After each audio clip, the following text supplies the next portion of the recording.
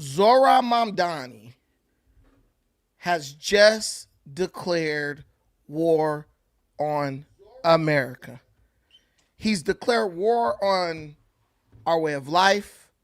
He's declared war on our culture. He's declared war on our economic system. And he's declared war on our very existence. I'm Brandon Tucker. This is Defiant Brandon. Welcome back to Accountability. If you look around, this isn't just another political holiday weekend. This is an absolute civil war. On one side, you have President Donald Trump standing on the national stage. He's actually going to speak pretty soon, demanding border security, demanding industrial dominance, and unapologetically celebrating 250 years of American exceptionalism. On the other side, you have New York City Mayor, socialist, communist, aka Democratic Socialist, Zoran Mamdani, actively hijacking George Washington's actual historic desk to launch a bitter anti-American speech, or assault, as I like to call it, against the very men who founded this country that has given he and many others like him so much opportunity. You have two totally incompatible blueprints for America, for our future, and really for the world. At war for the minds, hearts, and souls of the American people. We are living in a moment where the greatest nation in human history is quite literally fighting for its life.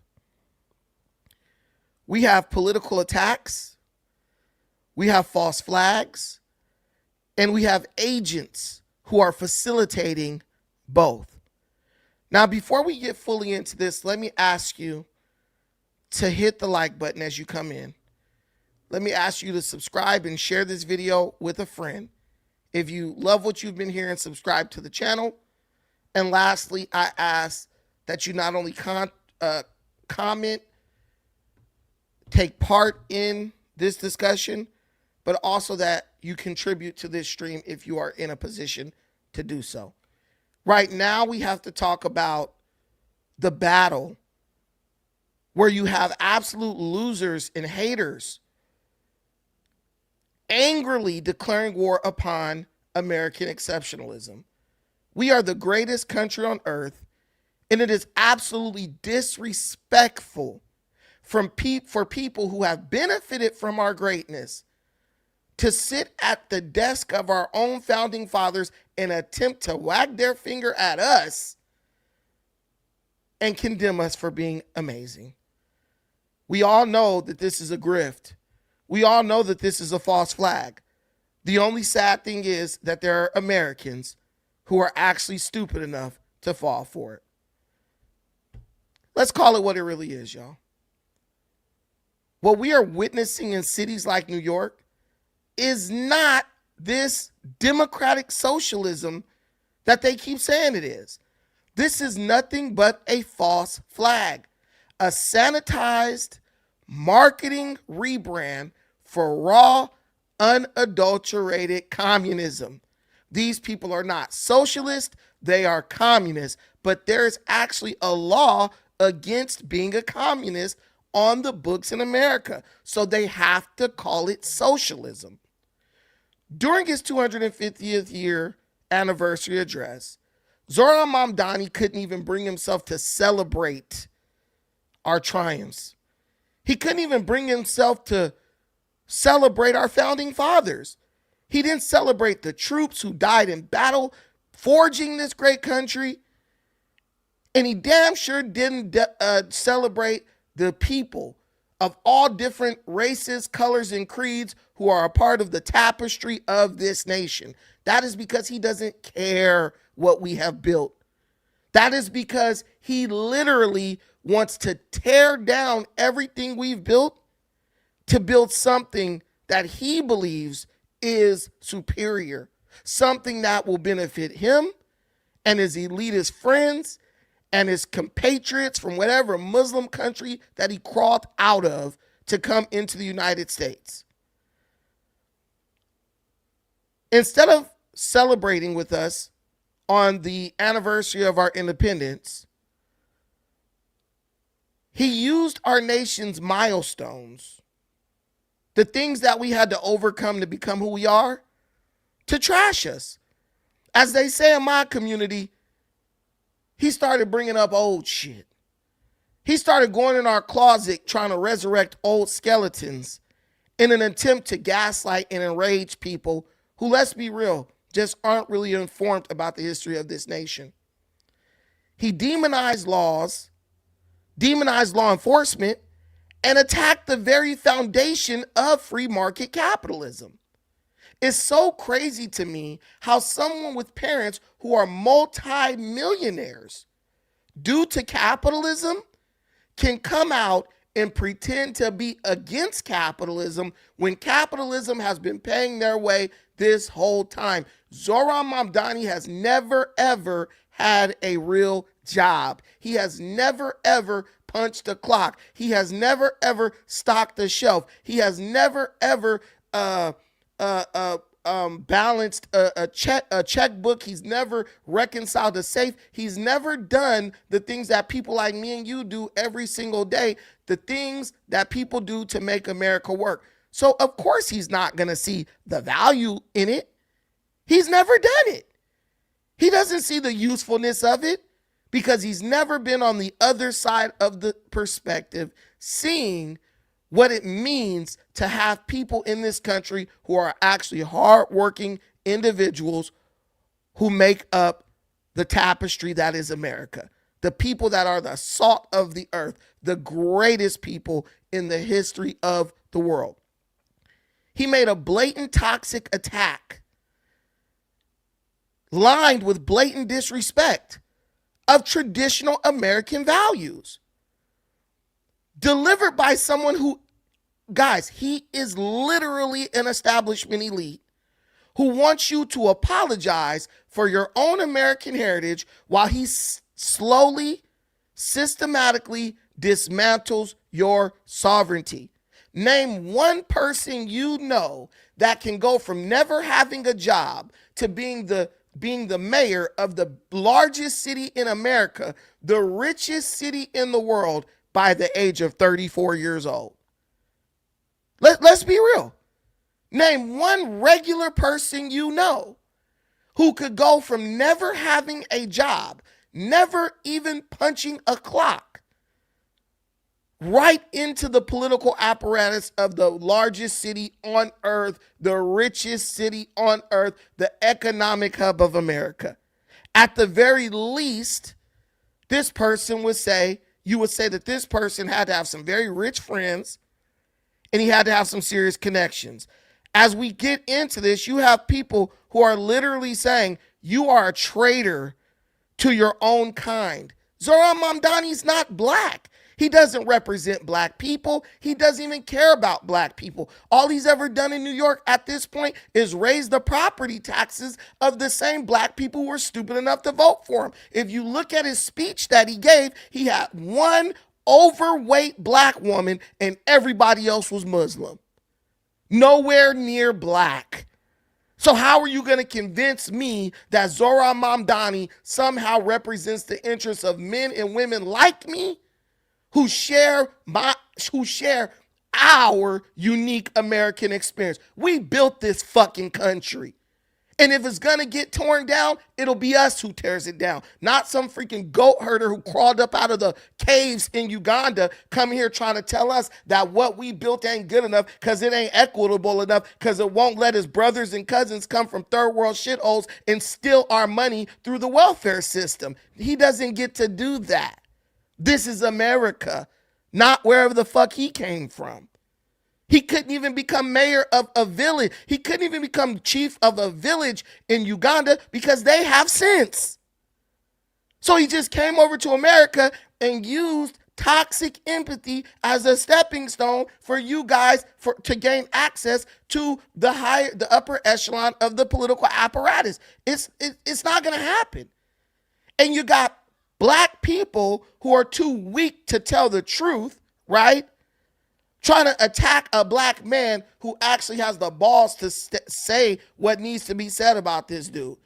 Black people are not socialists. We're not people sitting up asking for people to give us stuff for free.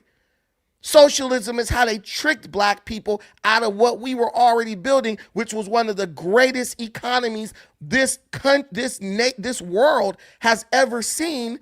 Back in the 1940s and the 1950s, an insulated economy that rivaled the economy of many of the first world countries in the world at that time. Yeah, they destroyed that with socialism. They destroyed that by giving our women handouts, food stamps, and bullshit. Section 8. They destroy you with socialism so you'll stop building. And if you stop building, you lose power. And if you lose power, you become second-class citizens. And then the immigrants that come into the country who still have a collective mindset, they're able to pass you up and hurtle over you because you're too focused on what the government's going to sprinkle down on you like manna from heaven, like you some type of Israelite roaming around in the damn wilderness. Our identity was stripped away from us. And you think it was stripped away in slavery? No, it was slipped away from you by people like Martin Luther King. People who told you that the epitome of black existence was to be accepted by white folks. I couldn't give a damn if a white person accepts me. I don't need to eat a sandwich next to a white person. I can respect a white person as another man or woman, an American, looking them straight in the eye, demanding and giving respect that it is demanded of and given to me. But this idea that someone owes me something for free, I know that nothing is free. In all my years that I've lived on this planet, I learned nothing is free. So if someone comes around telling you something is free, it's basically like if you go to jail and somebody leaves a candy bar on your bunk bed. You better not touch it because they definitely going to come asking for something later. Our founding fathers warned us about these exact type of people. People like Zoran Mamdani. Tyrants who try to micromanage your life in the name of the public good. Thomas Jefferson laid it down plain as day in 1801. We getting into history. He literally said, wise governments shall leave men otherwise free to regulate their own pursuits of industry and improvement, and shall not take from the mouth of labor the bread it has earned. You know what that means? When you work for what you want, you get to decide what happens with what you reap, the things that you gain, the resources that you gain from that work. You got people in New York who are like, yeah, I want to go to work and let Zoran Mamdani decide what happens with my paycheck, as opposed to me deciding what happens to my paycheck. And I'm going to let him take my paycheck, all in the name of hurting rich people who will simply just leave the city the minute he begins to infringe upon their rights, and they're already doing it. Literally, that is the essence of what we call free enterprise. Benjamin Franklin took it even further than Thomas Jefferson. He said freedom is not a gift bestowed upon us by other men, but a right that belongs to us by the laws of God in nature. The word God literally anchors this entire experiment in liberty, right? God is fundamental to it. And the minute you allow blue-haired liberal freaks to separate you from God, You were ripe for the picking for grifters and con artists like Zoran Mamdani. I'm just keep it real with you. The Bible at the book of 2 Corinthians tells us explicitly, 3:17. Now the Lord is the Spirit, and where the Spirit of the Lord is, there is freedom. Freedom isn't government concession. It's literally a divine mandate. These people are not only brainless, these people aren't only spineless, these people are godless, and they will reap the fruits that the sowers of godlessness have planted. They will reap exactly what they're sowing. Everyone you look at on the internet is like, man, just wait. Just wait. Because that's literally all you got to do. Just wait. Wait.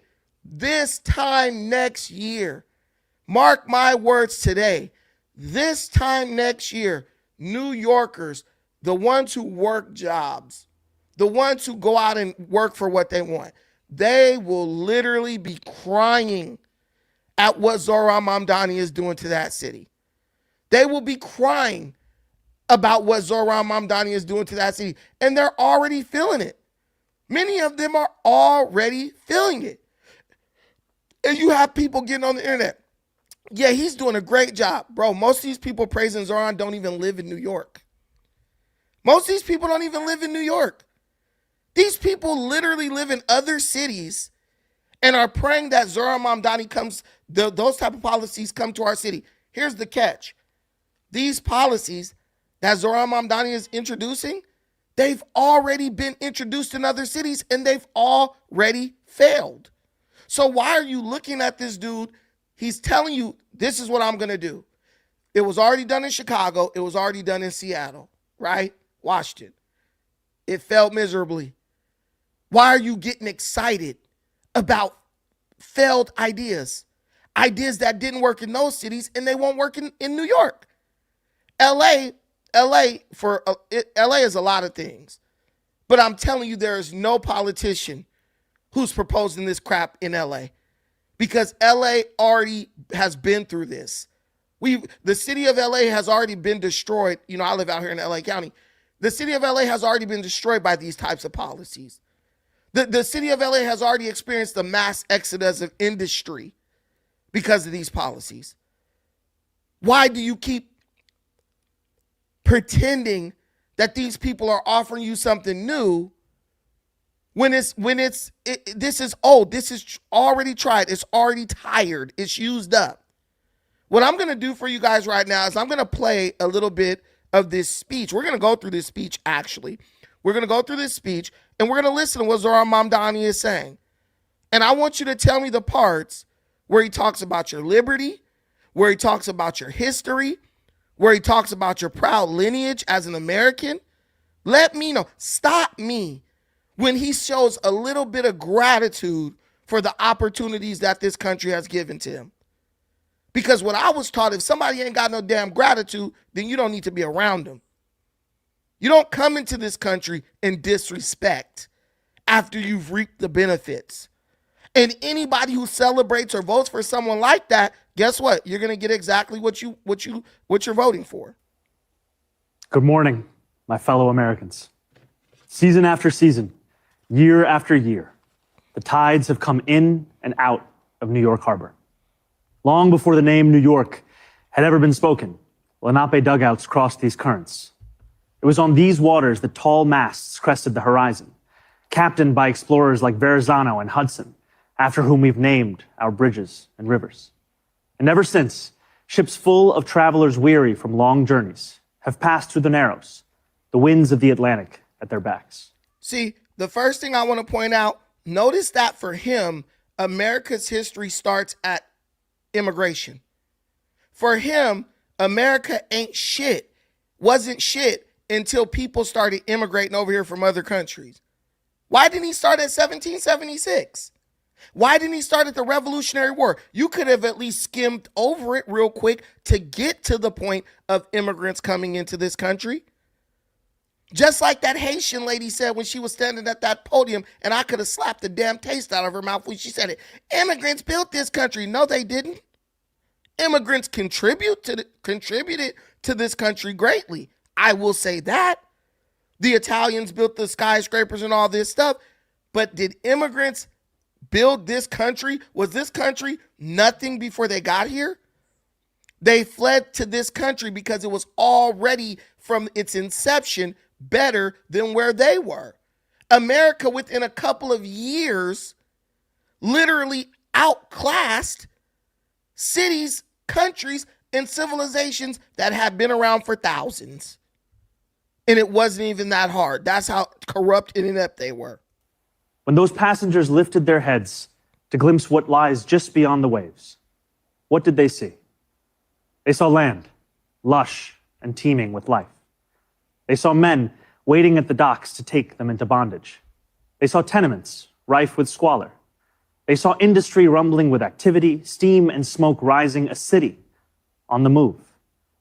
They saw a towering monument to freedom, her torch glowing worldwide welcome. This man said immigrants who came over here in the early 1900s and the late 1800s left the ship to be carried into slavery. Did you hear what this guy said? These immigrants fled to America to escape tyranny and abuse in their country. They already viewed America as the land of the free, and he's saying that they entered this country to walk into slavery. Do you know how disrespectful that is to people like African Americans who actually survived slavery in this country for over 400 years on this continent? Those European immigrants were not slaves. They were running away from their shitholes to come to America because it was a better place. And many of them were very racist when they got here. And I forgive them for that because they were just a product of their time. But how dare you disrespect the legacy of African Americans, Black Americans, FBA, whatever we want to call ourselves. How dare you disrespect our legacy to tell us that a white European came over here and was put into slavery and inhuman bondage? No, he wasn't. They came over here and were given jobs immediately in factories. They were literally accepted into unions. They were literally given jobs on police forces and everything damn near from the time they stepped foot on. They were given authority damn near from the time they stepped foot into this country. This dude is an absolute liar. And I believe this guy has some underlying racism. What you guys have to understand is Muslims had a larger slave trade than the Europeans ever could have imagined. And it went 4 times as long because it lasted over 1,000 years. They were no friend to Black people. And I believe that there are many Muslim people who still hold a little resentment for Black people. But they understand in order to get to gain access to the upper echelon of American politics, you are going to have some type of interaction or friendly relationship with Blacks, especially on the Democrat side. We are just a tool. Black people are just useful idiots for people like Zoran Mamdani. We're loud. We talk a lot of crap and people listen to us. We drive a lot of the culture in politics, music, and everything like that. This guy, I'm telling you, this guy, I believe, has a little bit of has some resentment for Black people. How dare you crap all over our legacy by calling European white folks saying they came over here into slavery? They saw New York City. They saw America.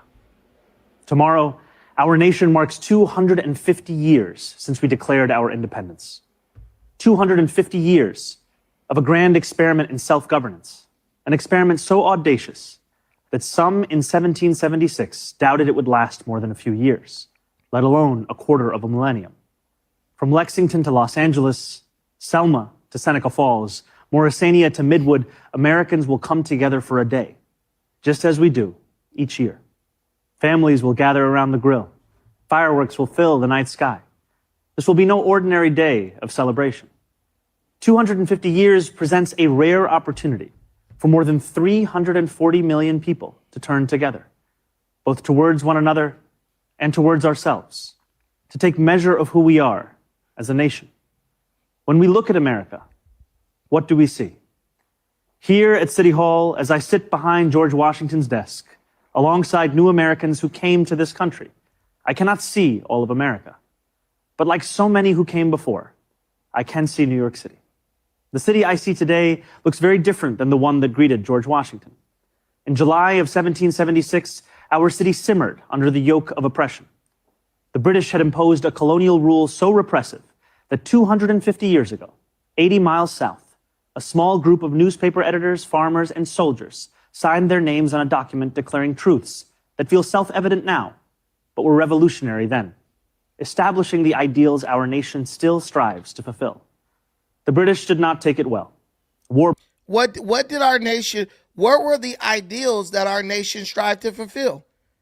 Free market capitalism. People having the freedom to do what they wanted to do without the tyranny of an oversized government trying to regulate and dictate them out of existence, basically putting them in a certain form of slavery.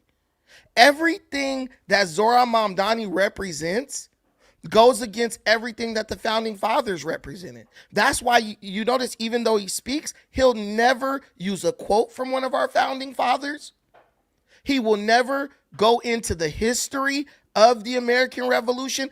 I've been talking for 26 minutes. I already have quoted the founding fathers at least 3 times, quoted the Bible 1 time, and talked about the history of our nation. He can never do it because every piece of every fabric of our being as a country goes totally against what this guy is talking about. America's entire legacy is built on utterly crushing collectivist, socialist people like Zoran Mamdani. From the industrial fires of World War II to the final collapse of the Soviet Union, America has done battle with people who believed the same exact things that Zoran Mamdani believes. And we're better off for it. American liberty, free enterprise. It's conquered tyranny time and time again. Capitalism literally built skyscrapers, won global wars, and lifted billions of people out of poverty. Meanwhile, socialism, quote unquote, communism, because if you do any of the history, if you go research and learn your history, even the creators of communism said that the whole point of socialism is to introduce communism. They said socialism inevitably leads to communism. So you're like, I'm a democratic socialist. No, you are just an aspiring communist. You are on your way to communism. As you steal and take and the money runs out, you'll start stealing and taking more, and eventually you'll be Karl Marx. Eventually you'll be Trotsky. Eventually you'll be Chairman Mao Zedong. Eventually you'll be Joseph Stalin. This is the way it works. You don't just fall into it, you slide into it.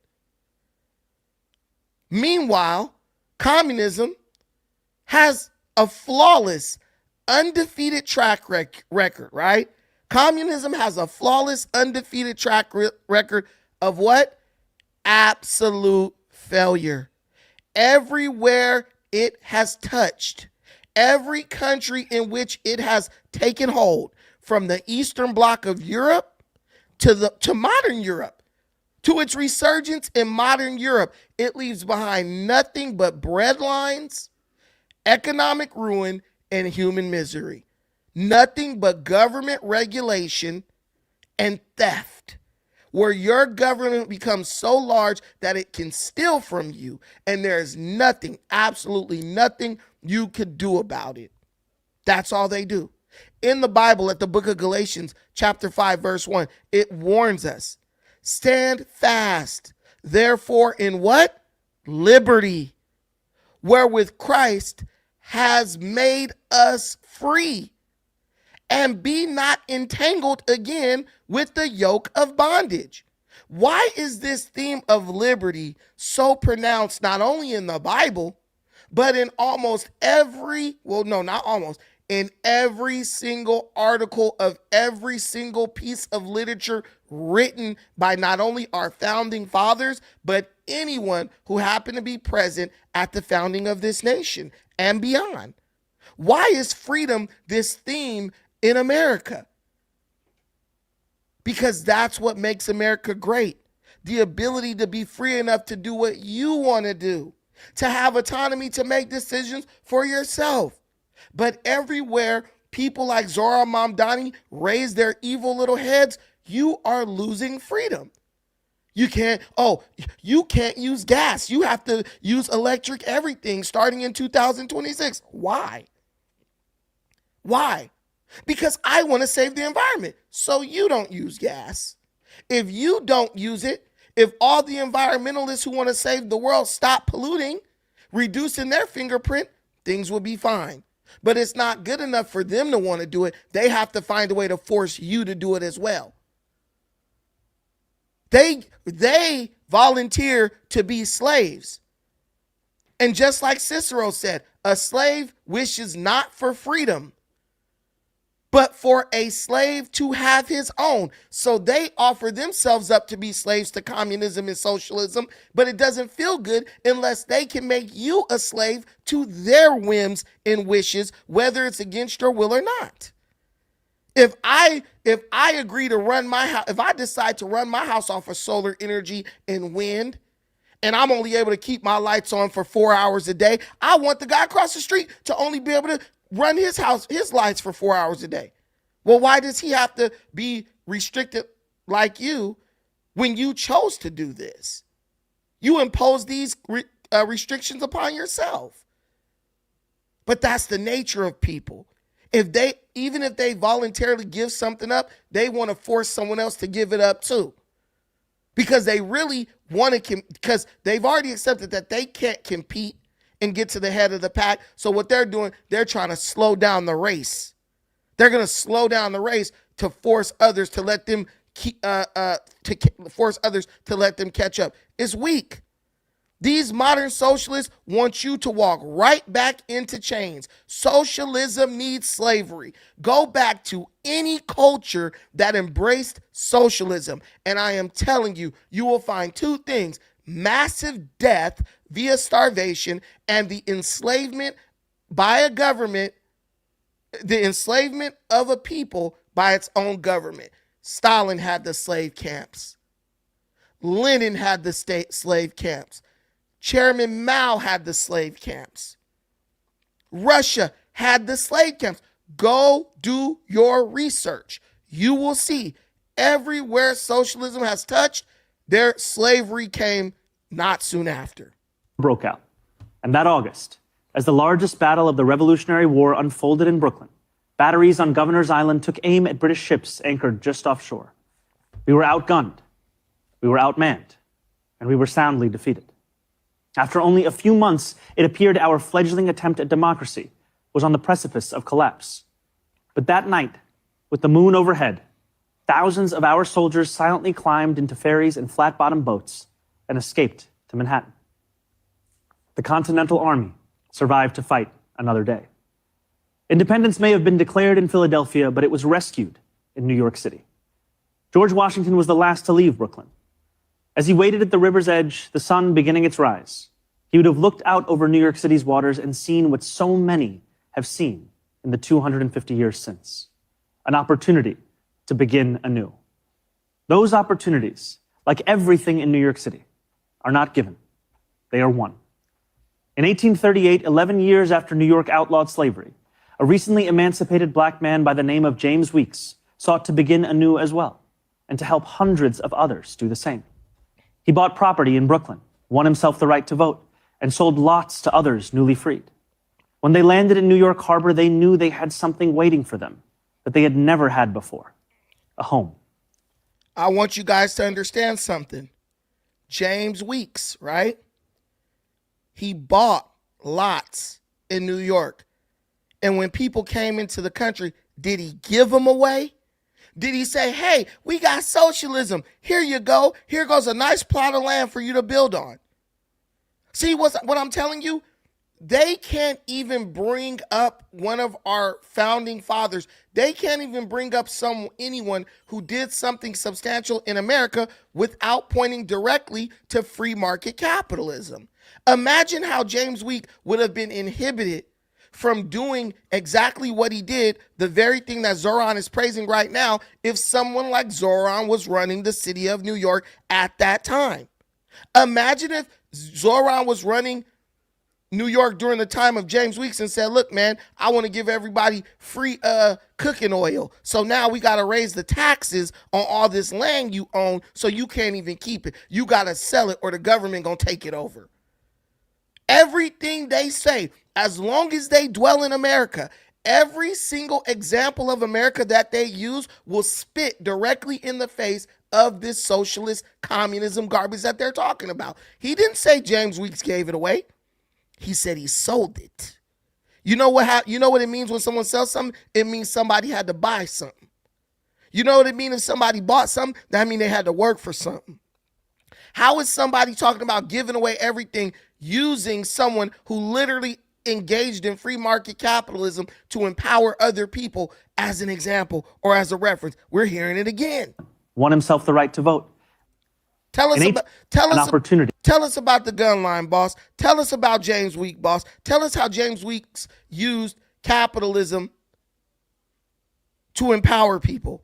How he used that good old free market to help immigrants coming into this country. Seen what so many have seen in the 250 years since. An opportunity to begin anew. Those opportunities, like everything in New York City, are not given. They are won. In 1838, 11 years after New York outlawed slavery, a recently emancipated black man by the name of James Weeks sought to begin anew as well, and to help hundreds of others do the same. He bought property in Brooklyn, won himself the right to vote, and sold lots to others newly freed. When they landed in New York Harbor, they knew they had something waiting for them that they had never had before, a home. Weeksville still stands today, a living, breathing testament to what we know America to be. A place each of us has the power to make. The harbor was busy those years as ships poured in from around the world. Hundreds of thousands of Irish immigrants arrived with stomachs aching from a famine manufactured by imperial cruelty. Chinese sailors settled in what is today Chinatown. Millions more traveled under the Statue of Liberty and through Ellis Island. Jewish people escaping pogroms, Italians fleeing poverty, Syrians seeking economic opportunity. Each of these new arrivals peered through portholes onto a city that was changing as fast as the nation. They saw merchants peddling their wares on the docks, streets being laid out on a grid, buildings rising into the clouds. I'll ask again. He said they saw merchants peddling or selling their wares, their products. Did he say they came in and merchants was just giving them stuff? Isn't it crazy how people left their country to come somewhere where they were going to have to work for everything they wanted and buy everything they needed? See, that's what freedom is. Whatever I work for, I'm able to go and reap the benefits of that work. Please tell me how someone who's advocating for free this, free that, free everything is using, American immigrants as a reference. Everything he says about people's immigration into America in the early 1900s and late 1800s goes directly against what he's saying. If America was being run by someone with the mindset of Zoran Mamdani, the immigrants would have never come here. They were literally running away from tyranny. They were literally running away from the type of environment that Zoran Mamdani is trying to create in New York right now. And guess what? What's similar? What is the parallel? What is the common theme here? What do we notice about New York now that he has taken over? People are fleeing New York the same way those immigrants fled Europe and Eastern Europe and China back in the early 1900s and late 1800s. They were running away from people like Zoran. And now all these years later, we have let the fox in the hen house because we've allowed the fox to get in the hen house because we mad at the dog for peeing on the carpet. That's what we're doing. You mad at Trump. So you gonna let the damn fox in the hen house to eat up all the chickens. Let's see where that's gonna get you. They could not yet see the nativism they would face, the jobs they would be refused, the landlords who would not rent to them, and the abject labor and living conditions they would withstand. But no matter how much smog hung over the harbor, they still saw an opportunity to begin anew. Over the years that followed, despite laws enacted by the federal government to bar their entry, despite sweatshop fires that killed hundreds of women, despite riots aimed at their very existence, immigrants made homes here in New York City, and they helped to make New York City.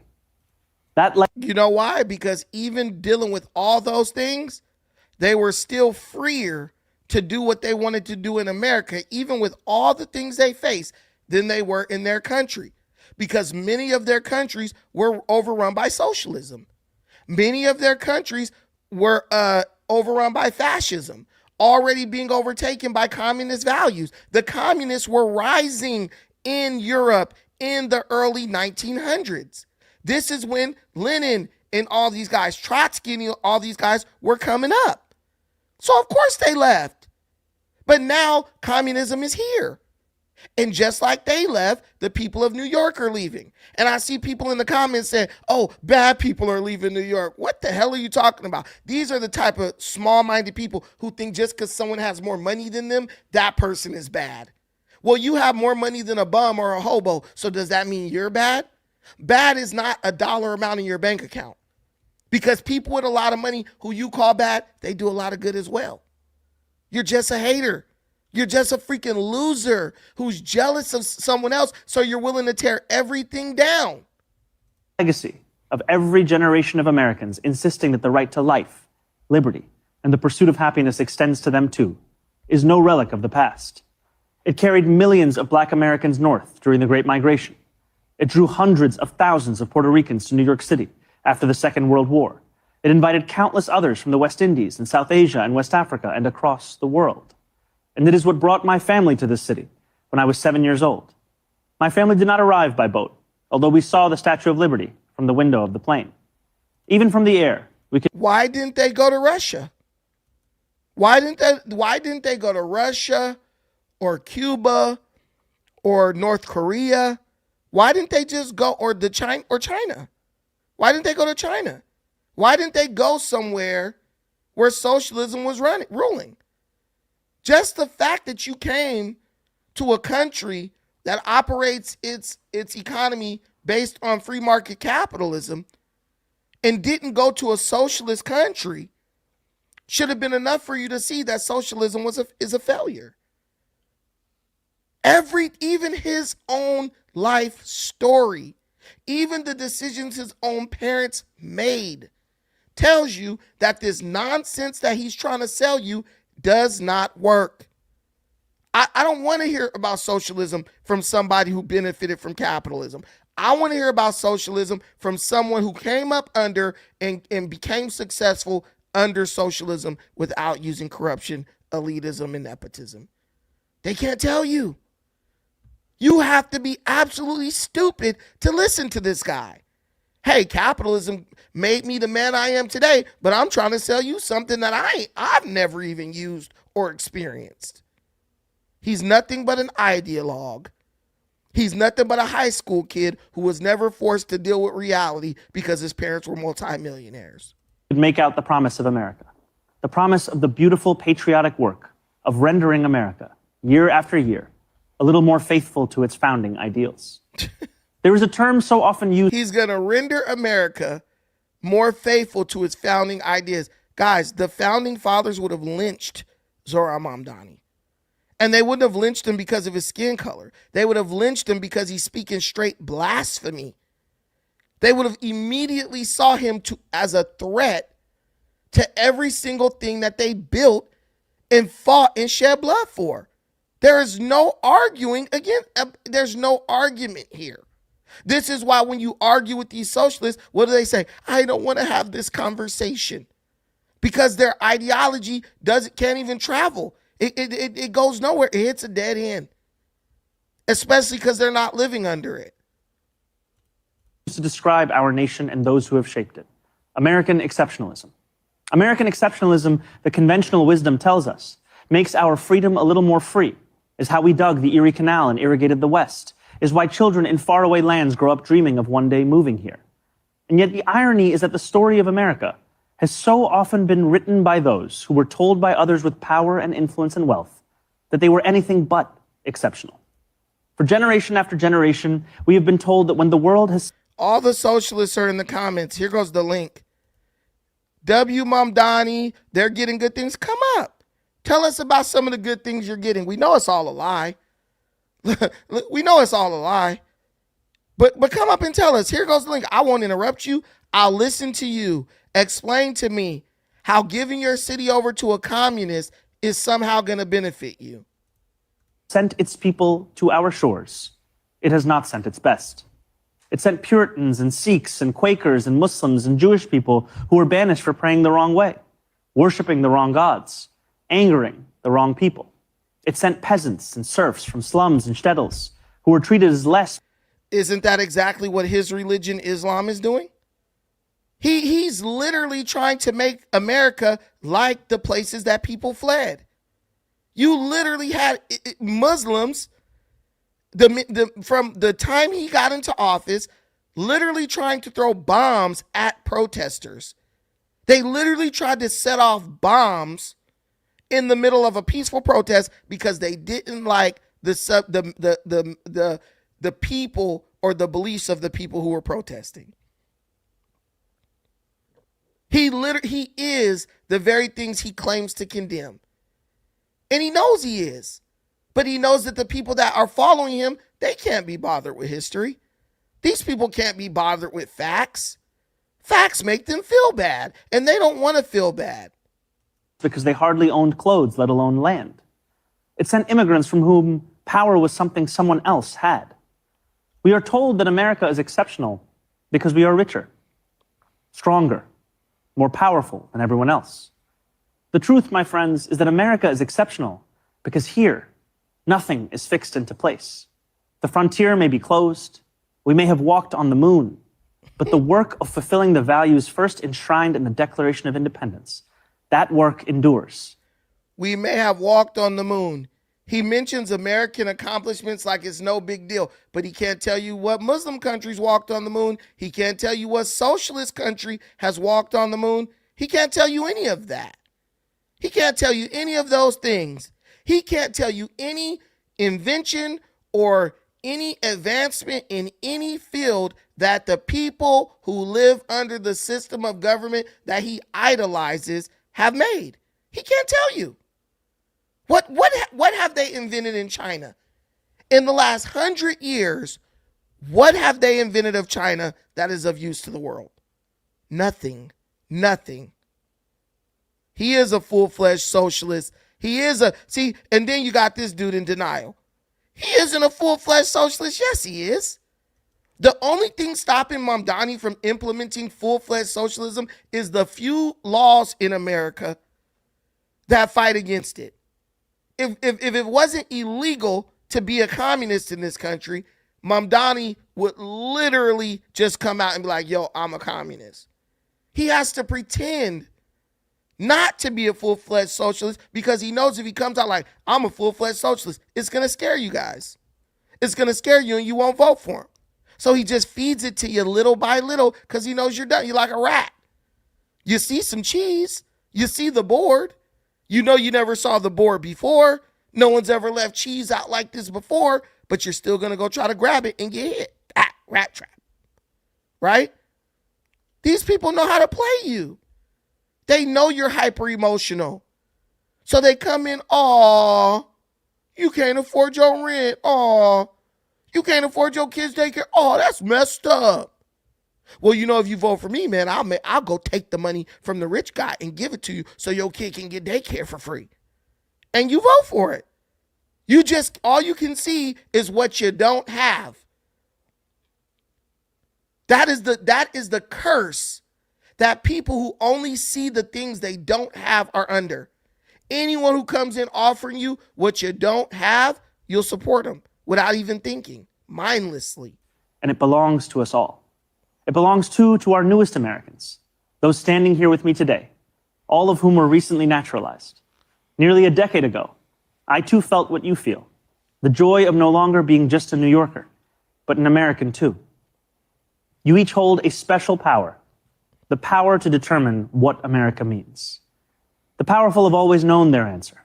America, in their view, is an arena of supremacy, where only a select few are allowed freedom, where not all are created equal.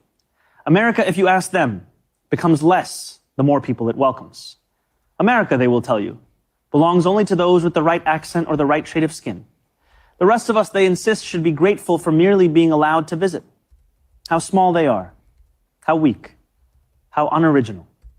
At every moment in our past, those who led through exclusion and isolation have tried to win power and enrich themselves by turning us against one another. Division is the oldest trick in politics and the cheapest. But time and again, including 250 years ago, those forces of division have been vanquished by the forces of progress. As Thomas Paine once wrote, "This new world hath been the asylum for the persecuted lovers of civil and religious liberty. Hither have they fled." And yet today, too many of our leaders do not believe in a vision of this nation as an asylum for the persecuted, but rather as one that persecutes those seeking asylum. As we mark 250 years, what do we see? We see a city of contradictions within a nation of contradictions. We see the wealthiest country in the history of the world, one where children go to sleep hungry while the world's first trillionaire hungers for more. We see monopolies that dominate every industry and oligarchs who buy elections. We see masked agents terrorizing our streets, eating food cooked by our undocumented neighbors before spiriting them away in unmarked vans. We see He must be talking about Antifa when he says masked agents. a nation whose immense wealth has been built by those with calloused, dirt-streaked hands, those who toil on factory floors and chisel into stone. And we see a nation that has allowed so much of that wealth to be held instead in the soft hands of a precious few. Yes, we see America in a health insurance industry that exploits the sick, but that is not all we see when we look for America.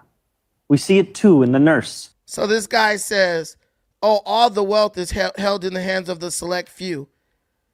I'm telling you, how can people be dumb enough to fall for this? All of America's wealth is not held in the hands of a select few. The very existence of a stock market, the very existence of Wall Street literally shows you that America's wealth is held by millions upon millions of Americans. Every single multi-million dollar company, multi-billion dollar company, you can become part owner of it. It's called buying stocks.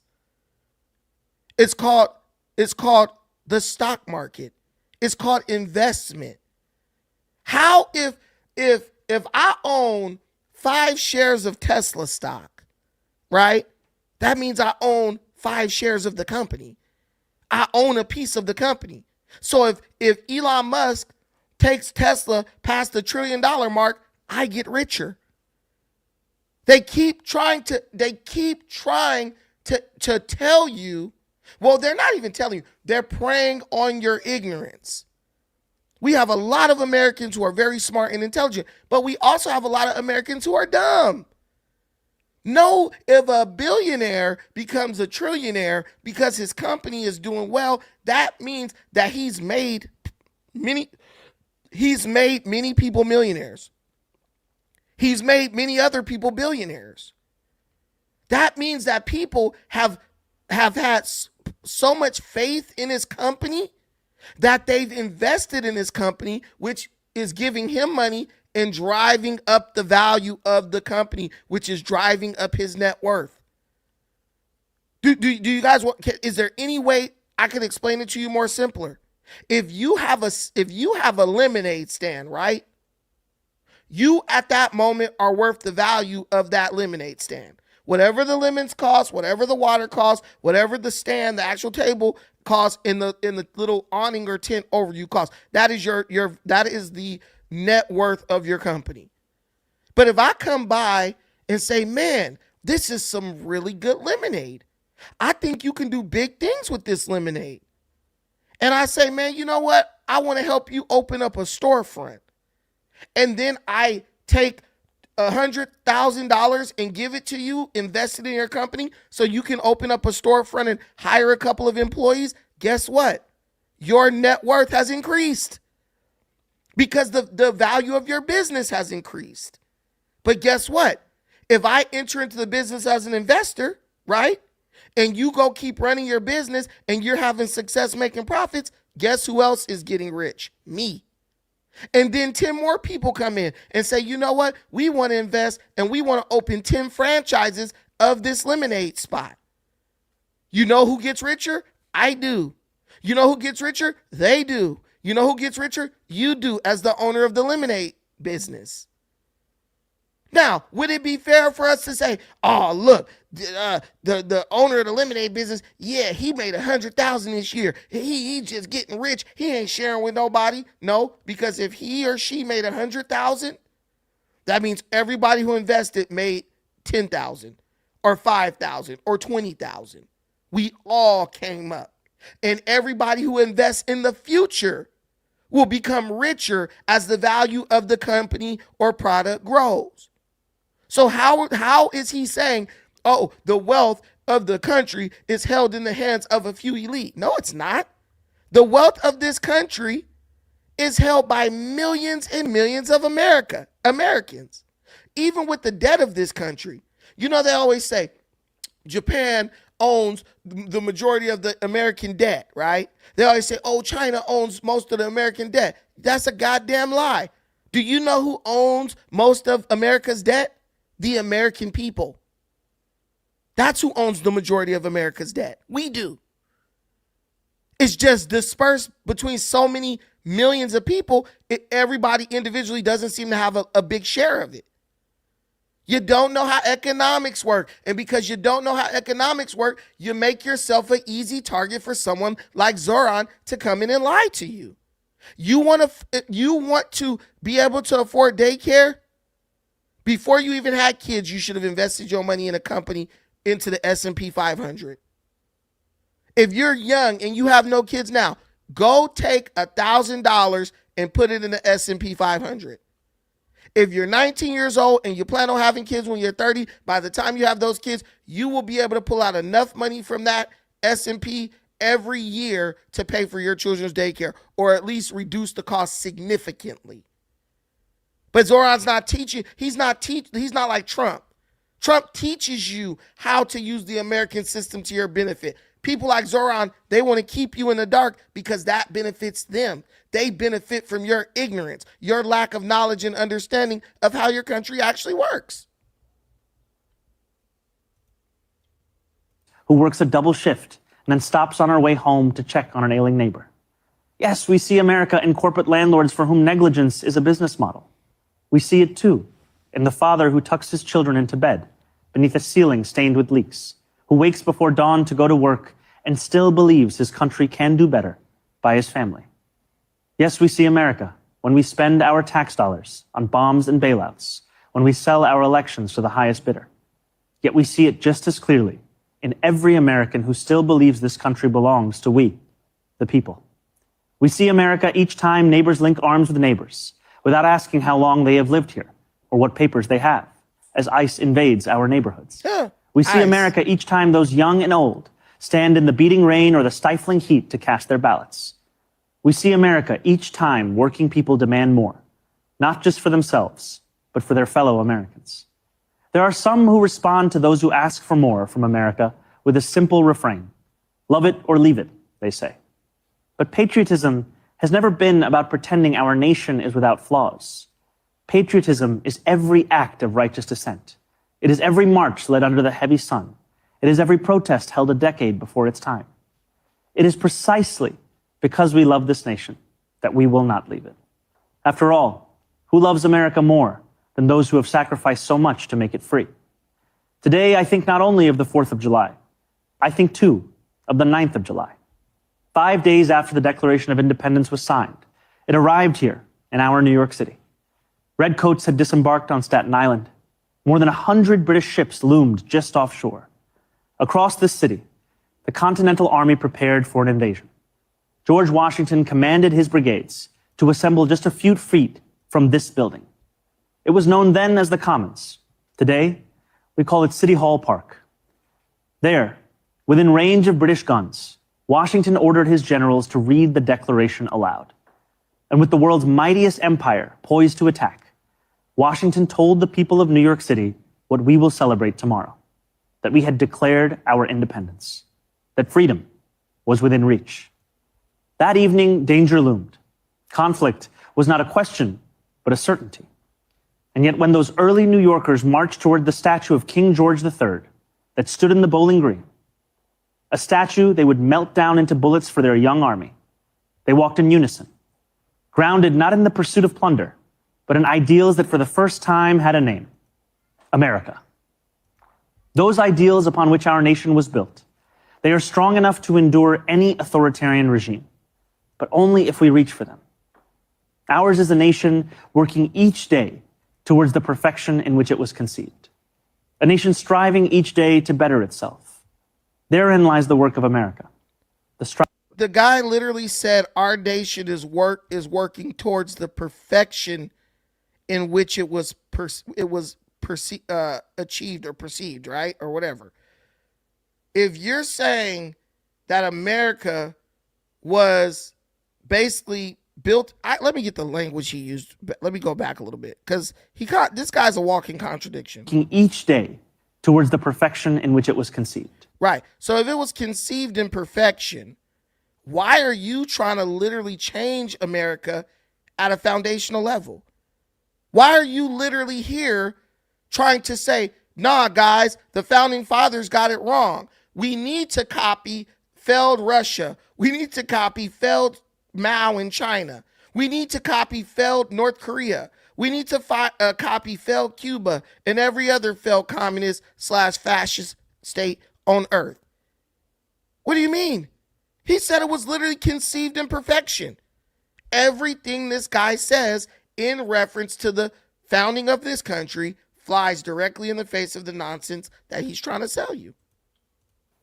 A nation striving each day to better itself.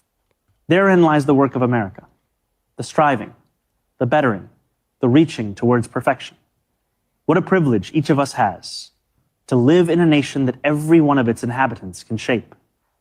What a responsibility each of us possesses to prove ourselves worthy of all those who came before. What power each of us holds to bring America ever closer to the greatness so many have seen when they looked upon these shores. The greatness that for 250 years has been America. Thank you. God bless America. God bless New York City. And happy 4th of July. Yeah, this guy is literally trying to gaslight. This guy hates the founding fathers. This guy hates America. He literally only is doing this speech because he has to as the mayor of New York City. But everything about socialism is really based on a logical fallacy, right? And the inability of the modern socialists to see that is absolutely amazing. They claim they want to protect the working class, right? Yet their policies actively punish the working class to subsidize utopian delusions. When Zoran Mamdani needed money to try to implement his free childcare initiative, did Zoran go after the rich for that? No, he didn't. He went into the retirement funds of New York City workers. He then took out a huge loan from the state of New York. We're still waiting for Zoran to take the money from the rich and give it to the poor. But he can't do that because the rich are leaving. That's the issue. Understand that. Look at the reality of this whole situation. Mamdani wants to give grand progressive lectures on global progress, but his own Green New Deal regulations are literally melting New York City right underneath his feet. He's at the point where he has to beg people to lower their thermostat, to turn up their thermostat, right? So that the city's power grid won't fail. Where's the freedom in that? Where's the progress in that? Just let me know. While elite commercial real estate stays fully illuminated, right? The big buildings They don't got where all the rich people live. They're not having to lower anything. Mamdani is coming down on the poor. The poor people have to lower their thermostat.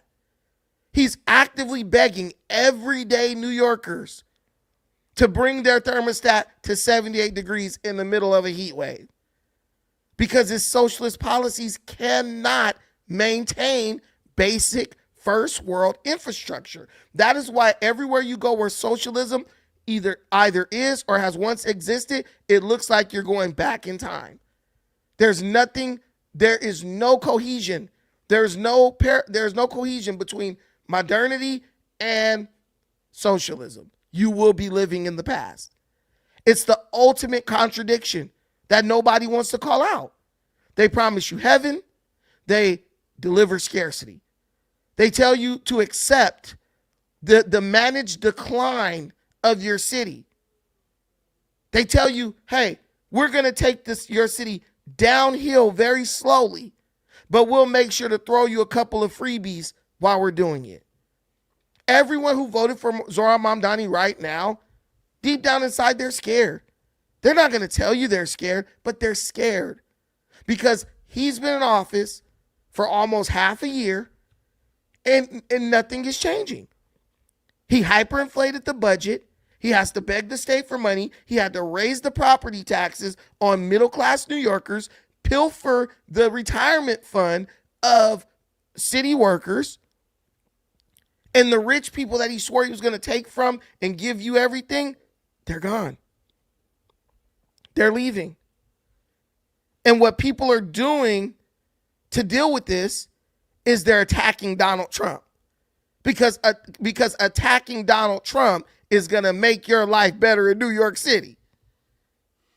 Your mayor is shitting on you. And because you're trying to, in your way of your coping mechanism is to bash the president. Donald Trump warned you. He endorsed the other guy. But you knew better. You know better. And your pocket is going to know better. Those beads of sweat on your forehead are going to let you know that you were actually wrong. Zoran Mamdani he doesn't represent any aspect of America. He represents failed states, communist USSR, North Korea. That's what he represents. Mao Zedong's communist China. That's what he represents. He's just trying to piggyback on capitalism. He's trying to use the opportunities that capitalism has given him as a weapon to destroy capitalism. And it's not going to work. We going to get out here and party. We going to eat this damn barbecue tomorrow. And we're going to thank God for blessing us with the good fortune to be born in the greatest country in the history of the world. And those people who believe like Zoran, let them sit in their slum apartment in New York and eat sardines and crackers for the 4th of July because you get what you vote for. You get what you vote for. I don't feel sorry for these people at all. Not one bit. Guys, real quick, we have some super chats we got to get to. My brother, Comma Classical, came with the $10 holler. Is it okay to be bitter? I mean, I guess. I don't see why not. Be bitter. Be bitter, my brother. Hit me up, though, bro. If you need to talk about something, hit me up. You got my email. You got my number. Then another from my brother, Comma Classical, a $20 holler. Have you ever been bitter? I know Zoran Mamdani's bitter. I know the people of New York are bitter. That's why they're trying to attack the people with money. The people who actually create jobs in New York and drive the city, make the city a place people want to go.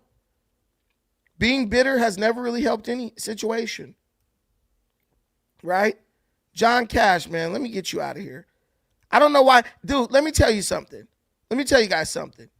You could say anything you want to me, right? But here's my issue with these socialists and these Trump haters. They will justify any wrongdoing by trying to deflect over to, oh, the Epstein files, and this person is a pedophile, and that. Listen, there's nothing we can do about that stuff. So I'm supposed to let Zoran Mamdani reamed me economically because someone's a pedophile? I'm supposed to let Zoran Mamdani put me in an economic headlock because someone's a pedophile or someone was in the Epstein files. Do you know how immature and stupid these people sound? What you gonna feed your kids when you got no money? Your kid, daddy, we hungry. Well, you know, son, Jeffrey Epstein is a predator. Trump was in the Epstein files. This is childish. This is childish. If you have some information about the Epstein files that no one else has, deliver it to law enforcement so they can file charges against Donald Trump. Because clearly he hasn't been charged because they have no evidence against him. So if you got some unique understanding, I'm sure I've done more research on the Epstein files than many of you. But that's all they got. Guys, these people cannot tell you, they cannot engage in a discussion about how socialism is going to benefit New York. They can't do it. So they have to deflect. We're talking about socialism and how it's going to destroy the economy of New York. Man, I know it is. I know he's right. So let me bring up Epstein for shock value. That's all they can do. Look, are you stupid? Oh, you need to go. These people are idiots, guys. They cannot explain why they support this. No one's making anything up. I've given you guys the link. I've given you, the opportunity to come up and disprove me, and you can't. You can't. You can't disprove me. You can't disprove free market capitalism. You're hateful and jealous because you don't want to work hard. And you will suffer for that. Your children will suffer for that. No one's going to give you crap. You will either work or you will starve. Well, we do have a lot of charity in this country, so you won't starve. But there was someone in the comments who was dumb and said, man, China used over 500 gigawatts of solar last year, and the United States barely used 50. So I went to the internet because you got all these people talking about China and this solar shit. They don't realize China's lying to you. China lies. They lie about how much solar energy they're using because they can write anything down in a newspaper. There's no one to go vet it. China's not going to come let you inspect their solar plants so you can make sure that they're doing what they say they're going to do. They can't do it. They're not going to do it because they're lying to you. China will tell you we're building a new spaceship. They'll have something that look like a spaceship out there, but you'll never see it take off. That's what they do, deception, just like Iran. But I want to point this out to you. I said, what is China's primary source of energy? Their number one source of energy is dirty coal. Coal is China's primary source of energy, accounting for approximately 52 to 55% of the country's primary energy consumption and serving as the foundation of its energy system. While coal provides the majority of primary energy and roughly 60% of its electricity generation, it is increasingly supplemented by oil. They thought I was going to say solar and renewables, right? So the coal is its primary, and then what is supplement that is oil, the second largest source, and that's the second largest source of its energy, oil. So this country that y'all sitting up saying, "Oh my God, they're running the game when it comes to renewable energy and solar panels and all this stuff," right? Bro, they're still using primarily dirty coal, which is really bad for the environment. And what they're not doing with coal, they're doing with oil. And then and renewable isn't even third. It just says that they're rapidly expanding renewable energy sources such as wind and solar and hydropower. But the reality is they're not expanding that. They're pretending that they're using that so they can sell that bullshit to other countries. That is it. Ooh, look, this is how much we generated with renewables. They're liars. I don't trust the Chinese as far as I could throw them. They're liars. What they're actually using when they're not using coal and oil is the same things every other logical thinking country on earth is using. natural gas, right? Oil and coal. This is their top three. Coal, that's half of that's how they generate half their energy.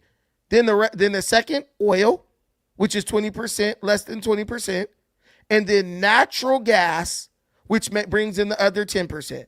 And renewables are growing from a lower base. Guys, I don't know about you, but China has supposedly been growing renewables since I was a kid. So it's taken them all these decades to grow their renewable energy to the point where they can run their country on it. No, it's not. They're never going to run the country on renewables. They're never going to do it. It's all a ploy to sell you solar panels and windmills. That's it. Let me get this super chat before I let Miss Berry speak. Comma Classical. I don't give a F. I'm ready to join the Marines and get out here to fight for something. Ain't shit else to do. Go ahead, my brother. Handle your business. I encourage you. Go. Hey, man, the military is the cheat code from what I'm learning now. The military is the absolute cheat code because they doing mostly everything with drones and shit. You'll just be sitting on an LPD, not doing shit. All right, Miss Berry, what's up, my sister? Go ahead. Unmute your microphone. Yeah. Hi. I was just, hi, Brandon. Happy Independence Day. Happy Independence Day to you. I was just calling in to say that none of those newcomers looked happy to be here in the background on Mamdani's little speech. Mamdani. Nah, yeah, that was all optics, man. These people, they don't care about America. They look so mad, like angry. They didn't look happy. Usually when you see the people who get their citizenship, like they get their little flags and they wave it and they're so happy. These people, they look mad as hell. Those people used to be happy because it's like say you play sports and the coach puts you in a game. You like, hell yeah, I got in the game. I'm ready to play. They're not here to play in the game. They're here to get welfare. They're here to see what they can steal from the American people without having to work for it. These new age immigrants, they ain't like the old immigrants. These new immigrants, the old immigrants come in and start trying to fill out a job application. These new immigrants, they come in and go straight to the welfare office. The illegals, yes. Right. They got first dibs. Bro, they look so depressed. They look like, what the hell is this guy talking about? They don't resonate. Nothing about who they are resonates with the spirit of America.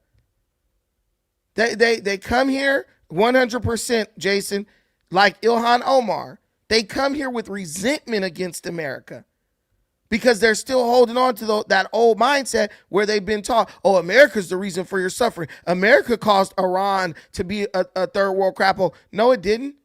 Iran wanting to have a nuclear weapon and sponsor terrorism is what caused Iran to be in the shape that it's in.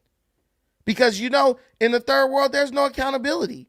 There's no difference between a person in the third world and a person in the hood in America. People who literally have no accountability. The people who do have accountability in the third world, they end up making a life for themselves, and many of them are able to get the hell out of there, right? They go somewhere and they become successful. But these people are looking at America as the source of their problem. But they won't leave America. Yeah. Zoran Mamdani will talk about how bad America is all damn day, but he won't leave this bitch though.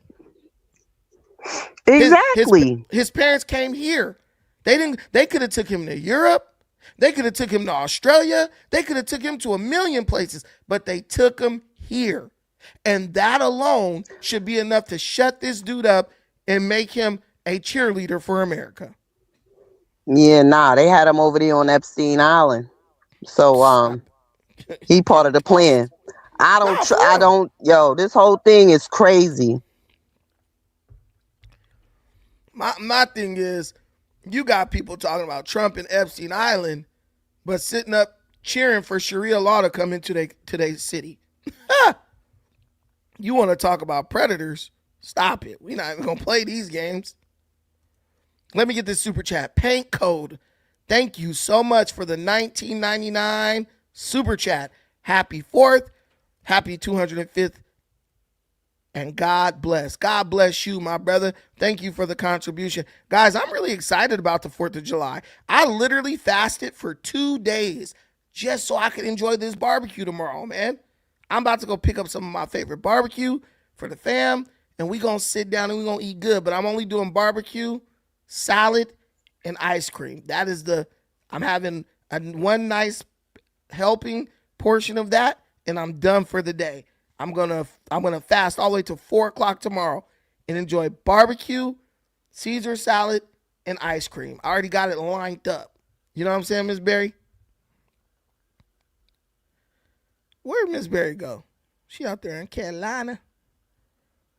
But guys, actually, No, I'm out here in Virginia. I'm close to DC, and I'm considering driving up there to make it go down, make it real tomorrow. You know what I'm saying? Make it real. I was gonna go during the day, but it's so damn hot. So I might have to go experience the fireworks and all that. You know what I'm saying? The Donald said he gonna speak. Oh, I never been to Cali. Oh, you never been to Cali? You gotta come. You gotta come visit us. I never been to Cali. Going. It's going up tomorrow in Huntington Beach though. On the pier on Main Street, right on the water. They having a whole America 250th. You know, in Huntington Beach, it's all Republicans. I have I can't even. The only thing I know about California is, I'm gonna be honest with you, boys in the hood. Like that's my idea of California. I ain't gonna stunt. I ain't gonna hold you. That's wild. Boys in the hood is crazy. Hey, nah, it's way just like better little houses and bars on the window, people wailing. Not boys in the hood.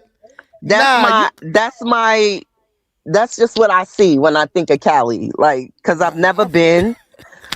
You know what I'm saying? So that's like my only thought of like what it might look like. But I gotta get there. I know there's palm trees everywhere. Listen, man, we like ain't Florida. We're not in that part of Cali. We are in LA County. We are about 12, 13 minutes from LA, but we are in the nice area. We ain't in the hood no more. You feel what I'm so saying? you in the burbs.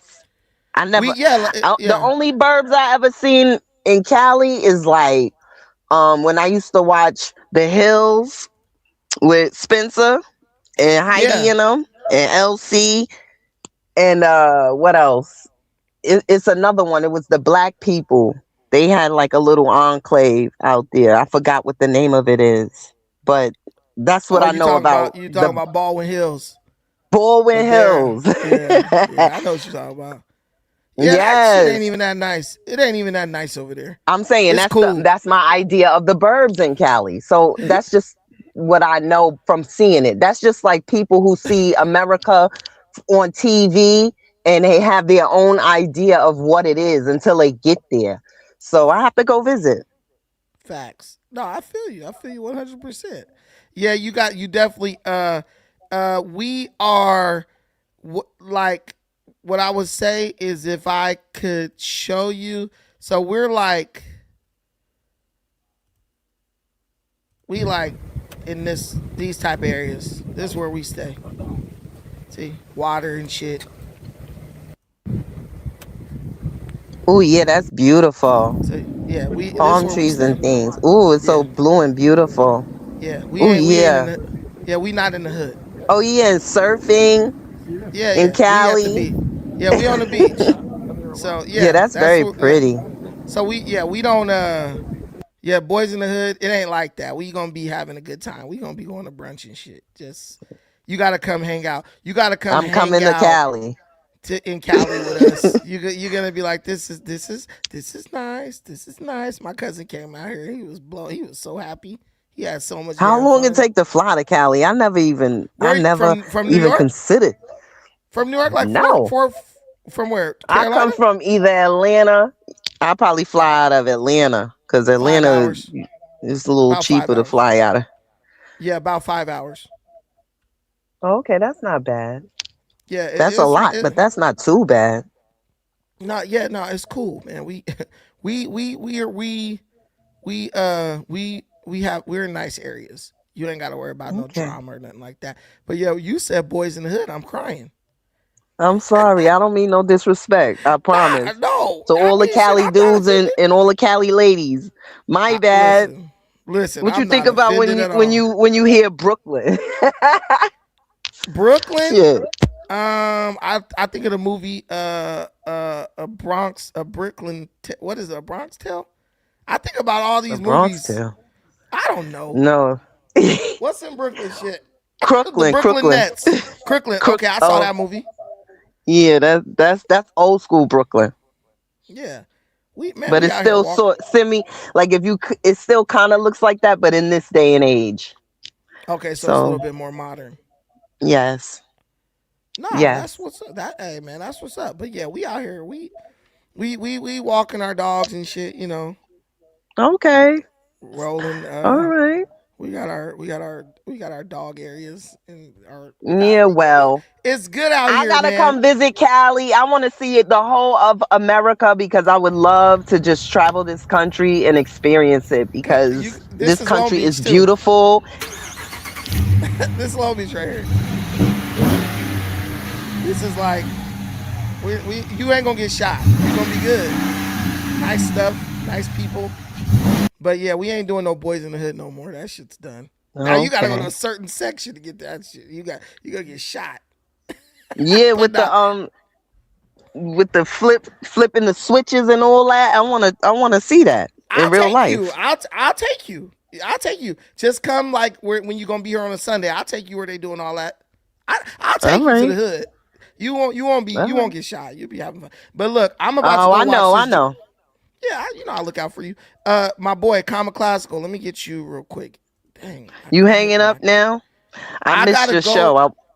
I gotta go watch this George Washington movie. It start actually at 8, but Oh.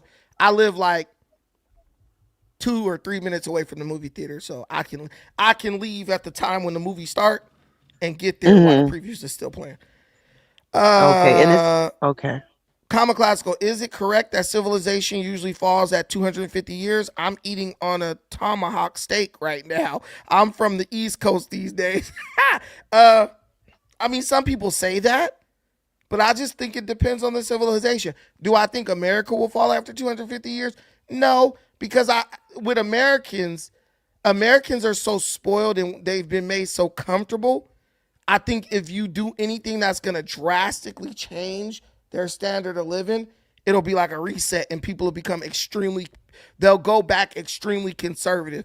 That's what's happening in the UK right now. They allow bullshit to happen for like a couple of terms, and now they're going extremely in the opposite direction. And America's going to do the same thing. I mean, you already saw the shift happening with Trump's election. Kamala Harris lost in a landslide. People forget that. And those people, though they may not be I'm happy with so Donald, grateful. Thank you, Jehovah, for that. I'm for real, grateful that lady did not win because, oh my goodness, right now, the way it is, can you imagine what it would be if she, oh my goodness, give bro. thanks. And the people who, even if they're not happy about some of the things that Trump has done, those people, the Democrat Party is not showing enough, in my opinion, for those people to say, okay, we're going to vote Democrat now. And with the recent losses of Democrat candidates to socialists and communists, I think that's going to push people even more towards the Republicans and the conservatives because Americans I don't don't like know, pain. Brandon, because a lot of people are apathetic. They won't even fuck with it. They'll be like, fuck it. Like, Well, if they don't vote, guess what? We win. you know when you prayerfully. know you know when the people who don't vote are Democrats. When they're not happy, they just don't vote. Conservatives pretty much always show up. But here's the thing. Americans do not like pain. Americans do not like dealing with anything that is going to make them uncomfortable. And what the socialists and the communists don't tell you is you're going to have to deal with a lot of pain to create a socialist society. It literally and starts this is with where pain. I'm kind of glad that New York, although not everybody from New York is in New York, there's still New Yorkers there who ain't having that shit. You understand? So I really hope that this is like a slap in the face. Wake up. Yeah, they're realizing it. Once Zoran pretty much sealed his fate once he raised those people's property taxes when he was only in office for like 3 months. And especially, with the thing he did with the city workers and their retirement fund, I think he's a one-term mayor, and I think he's gone after this. You can get the high school and college kids excited, but if they don't get what they want in relatively quick fashion, they're going to abandon this dude. That's why he's working so hard to make it look like he's doing what they want. Like, let me ask you a question. You know how he was saying he was going to do the free childcare, right? Yes. Okay. Yes. But I heard that's only for 2-year-olds. So I heard he did say 2. Yeah. So the child care is only for one. The free child care is only for 1 I think year? it's all just some bullcrap. That's just to put some bread in their little you know what I'm saying, like the Leering Center. Cause that sounds like some dumb shit. 2 years old. It should be early childhood education. If you want to make it free, you could do it from the time they start daycare till they get ready to go to elementary school, kindergarten. So it says, while the flagship 2K program specifically provides free child care for 2-year-olds in New York City, the plan announced by Mamdani and Governor Kathy Hochul includes several other components. So it's going to initially start off being for 2-year-olds, and then it's going to incorporate 3-year-olds. But ultimately it ends with 3-year-olds. Bullcrap. So what are you going to do for the rest of it? So when the kid's first born, when the kid's 1, then the kid's 4, 5, 6, 7, 8, 9, 10. So so after 2 years, you're screwed. This is BS, man. He's offering stuff that they don't even need. Like, they don't need that. There's in so New much York, subsidized health child care. In New York, there's plenty, yes. There's plenty of ways. Even if you have a job and you make good money, you could get help with your child care because it's expensive. You just find like the city, not city owned daycares, but like people who get paid by the city, basically. Because I looked for in-home care. I sent my baby with grandma kind of people. I didn't put her like crystal stairs and stuff like that. Yeah, I didn't put her in like a center. I didn't put her in a center. Right, something like that where you take them to somebody's house and you know what I mean? And they get paid that kind of to watch your kid. Yeah, of course. And they get paid to take care of your children. Yeah. So the whole thing and they only have a certain amount of children. Everything has fine print. And when this stuff is actually rolled out, you're going to start seeing the limitations. And when people start seeing that they're not even qualified to receive some of the stuff, they're going to get pissed off. Because when you a lot of things are happening, people are either leaving or they're going to end up dead because they're going to bug out. Like, that's going to turn ugly in New York. That's going to get real ugly. And it's a lot of people from other places that, in America, we be done punched you in your motherfucking face. Out in Zimbabwe, wherever the fuck they from, them niggas be done chopped your motherfucking head off. Yeah. Shit is crazy. Look, Excuse my French. I'm sorry. No, I said this on my last show. I said, no one gets more violent than people who realize that they've been manipulated against their own best interest. They like, and that's what's going on here. Zoran came in, free this, free that, free this. But guess what? Nothing in America is free. You have to pay the cost. No. And that's why he's beefing with the governor right now. The governor's like, dude, you tripping. The governor trying to get rehired. No, yeah, she's trying to get rehired. You understand? So what she's doing is trying to play both sides of the fence.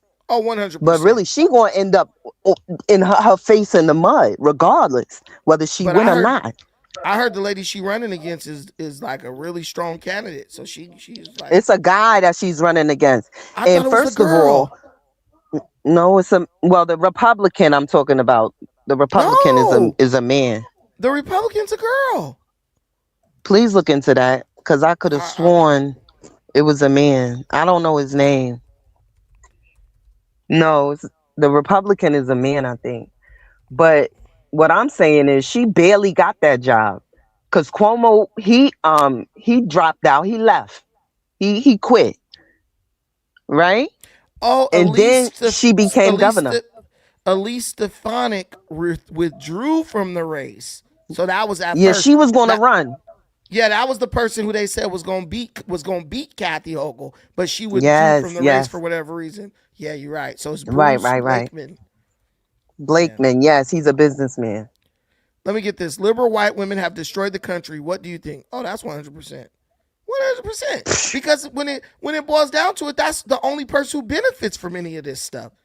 Because, and then people supposed to be scared of them. Like, fuck out of here. I will slap the shit out of one of them bitches. If you don't have any tangible benefits, then you're just doing it for like the feel good aspect, and that's what they walk around trying to look like men and stuff. Get out of here. Crazy. But I'm gonna get out of here. Thank you, Ms. Berry, for hopping up. I got to go watch George Washington for this 8 o'clock show. Okay, enjoy the movie. I will. I'm gonna watch our founding father when he was a treacherous redcoat.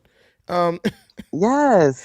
See, I like. Oh my God. But thank all y'all for watching this. I appreciate you. I appreciate everything you do. Trump, whoever's supposed to speak right here. I don't know if it's Trump or who, but he hasn't spoke yet.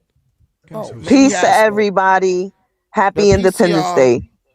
I'm a skip Trump, and I'm gonna listen to George Washington. So thank all y'all for being here. I appreciate everything you do for me in this channel. Till the next time, please take care of yourselves, but most importantly, please take care of each other. Peace.